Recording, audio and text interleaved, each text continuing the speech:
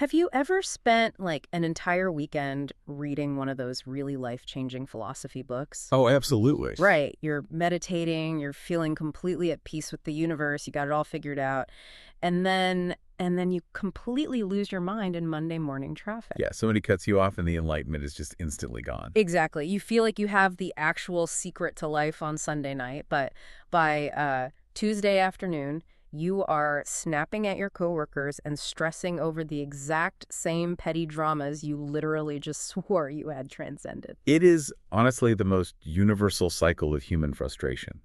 I mean, we consume all this moral and spiritual knowledge, we genuinely feel transformed, and then the rubber meets the road in the real world. And the wheels just immediately fall off. They fall right off, yeah.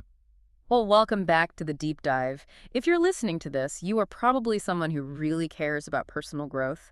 But today, we're going to unpack a pretty brutal, kind of uncomfortable question. Yeah, it's a tough one. Why is it that you can spend decades, literally decades, trying to become better, wiser, or more enlightened, only to end up exactly where you started? To answer that, we are exploring a single, honestly radical essay from 2021 by an author named Xuefeng. It translates to The Delusion of Cultivators for Thousands of Years. So we should probably define that term right out of the gate because it's the anchor for everything we're going to discuss today. What does he mean by a cultivator? Right, so a cultivator in this context refers to anyone actively pursuing self-mastery. Okay. So whether you are studying Taoism, practicing Buddhism, following a specific religious path, or honestly just devouring self-help podcasts, trying to become a better person, you are a cultivator. You're trying to cultivate your own character. Exactly. And Xufeng's core argument is that almost every single one of these cultivators is living in a total state of delusion. Which is quite a claim. It is. Yeah. He doesn't just point out that our approach to enlightenment is flawed. He completely deconstructs why it has been fundamentally backwards for centuries. And by the end of this deep dive, you'll understand his systemic solution to this age-old problem. Because he does have one. He does. But to understand the depth of this delusion, we have to look at how deeply we misunderstand the spaces we inhabit. Right, the environments. And the author starts with this highly relatable, really micro-level anecdote from 2008 to illustrate this. Yeah, the story about the house cleaner. Right. So he needed to hire a house cleaner, and he specifically chose this young woman because she attended church every single week. Which makes total sense on paper. It does. His logic is totally sound on the surface. You figure if she is constantly immersed in a religious environment, surrounded by moral teachings, she must be a person of, excellent character. Yeah, we call that the assumption of moral proximity. Moral proximity. Right, we naturally assume that standing physically close to a sort of morality means a person just inevitably absorbs it into their core identity. But the reality proved to be vastly different in this case. To put it mildly. Yeah. So the author's neighbors, an older British couple, they went on vacation to South Africa. And they asked the author to just keep an eye on their property. So he sends his very moral, church-going house cleaner over there. Exactly. He sends her to tidy up their empty house, and when the neighbors returned, they discovered she had stolen a significant amount of their belongings. Yeah. And the author distills this entire psychological phenomenon into one brilliant, really piercing observation. He says, noble in the church, absurd out of the church. That phrasing is just incredible. Noble in the church, absurd out of the church. It completely shatters the idea that she had actually internalized any of those sermons. Right. The underlying mechanism here is fascinating because inside the walls of the church, she is operating under a very specific set of environmental rules. Right. There's the gaze of the congregation. Exactly. The congregation, the physical structure of the sanctuary itself, the social pressure of the pastor. Her behavior beautifully aligns with those highest ideals because the environment actively demands it. But the second she steps out of that specific architecture and into an empty house with zero oversight, the noble ideals just evaporate. Because they weren't a permanent change to her soul. No, they were just a uniform she wore while standing in a specific building. Man. So we see this behavioral collapse on an individual level with the house cleaner. But the terrifying part is that this same permeability applies to entire generations of leaders. Yes, he scales the argument way, way up. He looks at a massive demographic, Chinese officials over the age of 50. And real quick, just to be totally clear for the listener, we are looking strictly at the mechanics of human behavior during a major historical shift here. Right. We are neutrally reporting the author's observations about political history. We're analyzing his argument about behavioral environments, not taking any sort of political stance on the eras themselves. Exactly. We're just looking at the structural shift. Because the author points out that these specific officials grew up receiving decades of intense ideological education under Mao Zedong. And the absolute core tenet of that lifelong curriculum was to serve the people. Right. And it wasn't just like a casual suggestion. No, it was drilled into them relentlessly as the ultimate moral good. You have a population subjected to perhaps the most comprehensive moral and political education imaginable. A constant daily reinforcement of self-sacrifice. Yeah, and public service. But then the author observes what happened after the massive economic reforms swept through the country. The physical and economic environment radically changed. Totally changed. The shift moved toward market forces, wealth accumulation, individual enterprise. And what happened to all that deeply ingrained moral education? It vanished. It just vanished. The author notes that many of these exact same officials became highly corrupt, taking bribes and neglecting their duties to serve their own self-interest. Yeah, he captures this stunning behavioral pivot with a very striking quote from the perspective of an official. He writes, "When Mao was alive, I was the servant of the people. When Mao died, I became the master of the people." I have to push back on the author's premise here, though. Okay, go for it. Because if decades of intense ideological conditioning or, a lifetime of weekly church sermons act merely as a temporary force field that turns off the second the political winds shift or the room empties out, Right. doesn't that mean the entire concept of personal integrity is basically a myth? Like, are we really just chameleons who have no core values whatsoever? See that discomfort you're feeling right now? That is the exact cognitive dissonance the author wants to provoke. Oh, really? So he's doing it on purpose? Absolutely. Yeah. Because the author isn't taking a cynical or misanthropic view of humanity. He isn't arguing that people are inherently evil or malicious underneath it all. Okay, then what is he saying? His argument is that human beings are fundamentally porous. Porous. Wow. That completely changes the visual. Like, we aren't solid bricks. Exactly. We aren't bricks. We absorb and conform to our immediate environments. We imagine ourselves as these sealed, watertight vessels carrying our hard-won morality through this chaotic world. Right. But we are totally permeable. When the environment shifts, like from the structured church to the unwatched empty house, or from a strict ideological collective to a period of rapid competitive economic reform, our behavior shifts instantly to match the new container. So the moral education didn't fail because the individuals were uniquely flawed. No, it failed because it was only ever education. It wasn't a structural reality. Okay, so if state-sponsored ideology and traditional religion can't permanently alter our porous nature, what about the personal spiritual quests we willingly choose? The stuff we actually opt into. Right. The self-help books, the meditation retreats, the philosophies we actively seek out because we want to be better. The author argues those personal spiritual movements fare no better. In fact, if we look at recent history, he paints a picture of a massive graveyard of spiritual fads. A graveyard. Yeah. Movements that promise permanent transformation but inevitably succumb to the exact same environmental pressures. He runs through a very specific timeline to illustrate this, actually. He notes how these cultural waves sweep through society, draw in millions of hopeful cultivators, and generally lead the trend for 3 to 5 years before vanishing without a single trace. He points specifically to the massive wave of Western spirituality and Osho studies that hit about 15 years ago. Oh, yeah, I remember that. Right. For a brief window, society was flooded with self-proclaimed masters. Everyone was discussing high-level esoteric concepts, and it truly felt, to a lot of people, like a new paradigm of human consciousness was dawning. And today... The movement is virtually invisible. And then he brings up another massive cultural wave, the movement led by Master Jing Kong and Chen Dahui to restore traditional Chinese culture. The scale of this one was absolutely staggering. Massive. Auditoriums were packed with huge crowds of people who desperately wanted to embody ancient wisdom, to become modern-day sages. But the author points out the heartbreaking tragedy of it all. Yeah, this part got me. These attendees would sit in the lecture hall, weeping with realization, feeling totally aligned with the universe. And then they would walk out the doors. They step onto the street, face the brutal, competitive realities of daily life, and instantly revert to their old, stressed-out selves. It is the exact same mechanism as the house cleaner. Noble in the lecture hall, absurd out of the lecture hall. Exactly. The environment of the auditorium sustained the morality. The environment of the street dismantled it. Which brings the essay right into the present moment, specifically looking at the modern digital landscape. The WeChat gurus. Yes, the WeChat gurus, which, by the way, translates perfectly to whatever social media feed you, the listener, are scrolling through every day. It is the ultimate modern parallel. The platform changes, but the delusion remains identical. He describes these digital spaces flooded with influencers and gurus posing as enlightened masters. They sit perfectly upright in these aesthetically pleasing rooms. Very curated. Very curated, speaking profoundly about love, awakening, spiritual healing, the Dharma, the Tao, and the concept of emptiness. And the author freely admits that much of what they are saying sounds incredible. The philosophies are sound. The insights often feel genuine. Right. But the author delivers a very harsh reality check regarding these digital cultivators.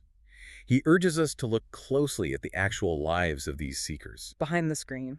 Exactly. Yeah. Despite all this profound learning, despite preaching about inner peace and healing for years or even decades, they are stuck in the exact same emotional and psychological place as everyone else. The daily worries never actually stop. There is no magical pure land they have unlocked. They still stress about money. They still get involved in petty conflicts. They still suffer from anxiety. He calls it a beautiful bubble. It shimmers, it looks perfect, but the moment it touches the sharp edges of reality, it bursts instantly. Think about the influencers you might have followed who promised a revolutionary new framework for living, only to quietly fade away a year later. Or worse, get exposed for engaging in the exact same toxic worldly dramas they claim to have transcended. The knowledge was there, but the application was impossible. Exactly. Which begs the ultimate question. If the philosophy is good, and the human desire to be better is genuine, why does all this immense human effort consistently, predictably fail? The author diagnoses the root cause with laser precision. He calls it the cruelty of reality. The cruelty of reality. Yeah, and to explain this, he leans on a very famous, deeply resonant Chinese cultural concept. He states, in the Jianghu, you have no control over yourself. We need to unpack the Jianghu because it is the absolute key to his entire philosophy. It really is. Literally translated, it means rivers and lakes. Historically, it refers to the martial arts world like a lawless, wandering society outside the bounds of polite civilization. But culturally, it has come to represent the complex, messy, cutthroat reality of modern society. The daily grind. Yeah, the Jianghu is the reality of paying a mortgage, navigating treacherous office politics, surviving in a fiercely competitive economy, and just dealing with systems that reward selfishness. The author argues that you can read all the spiritual texts you want, but the moment you step foot into the Jianghu, you are forced to compromise. Because the environment demands it. The system forces you to surrender your high ideals just to survive the day. Which brings us to the absolute core of this deep dive, the paradigm-shifting thesis of the entire essay. The author writes, program construction is more important than moral education. Let that phrase really sink in. Program construction is more important than moral education. He is arguing for a complete reversal of how we approach human development. Let me try to visualize this with an analogy. Sure. Imagine you are trying to run an incredibly advanced, beautifully coded piece of software. Let's call it Enlightenment 2.0. I like it. It's designed to make everything run smoothly, peacefully, and efficiently. But you're trying to install it on a severely infected, completely corrupted operating system. Oh. Right. You can spend 30 years refining the code for Enlightenment 2.0. You can memorize every single line of it. But the second you install it on a machine full of malware, conflicting commands, and degrading hardware, the program crashes. It has to. The software isn't the problem. The system it's running inside actively rejects it. That analogy perfectly captures the author's central thesis.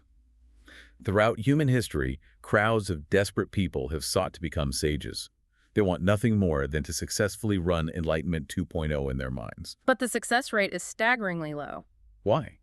Because humanity has never collectively built a permanent, sustainable operating system a program, in the author's terms, to actually support that software. Right. We just keep trying to force install beautiful software onto a deeply hostile machine. We just keep throwing more sermons, more books, and more podcasts at people, and then sending them right back into the exact same cutthroat jianghu that makes those teachings impossible to practice. We are relying entirely on individual willpower to fight off the immense crushing structural force of society. And he's saying that's a losing battle? The author is telling us this is a guaranteed losing battle.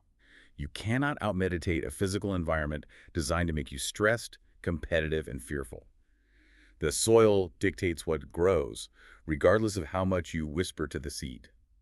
Now, it is incredibly easy to sit back and critique society. Okay. It's a very comfortable position to say, well, the system is broken, therefore I can't be blamed for my behavior. Does the author actually offer a tangible solution, or is this just a brilliantly articulated complaint? This is where the essay moves from abstract philosophy to a startling real-world claim. Okay. The author states that he didn't just write about this problem, he actually built the solution. Wait, really? Yeah. In 2009, he claims to have engineered his own program, a literal, structural, physical environment designed to completely bypass the jianghu. He calls it the life oasis. And the results he claims to have achieved over a 10-year period are staggering. He writes that after a decade of running this program in practice, it successfully birthed nearly 100 sages. And the most fascinating part to me is who these people were. He excitedly points out that these weren't privileged monks or elite scholars who spent decades studying ancient texts. Right.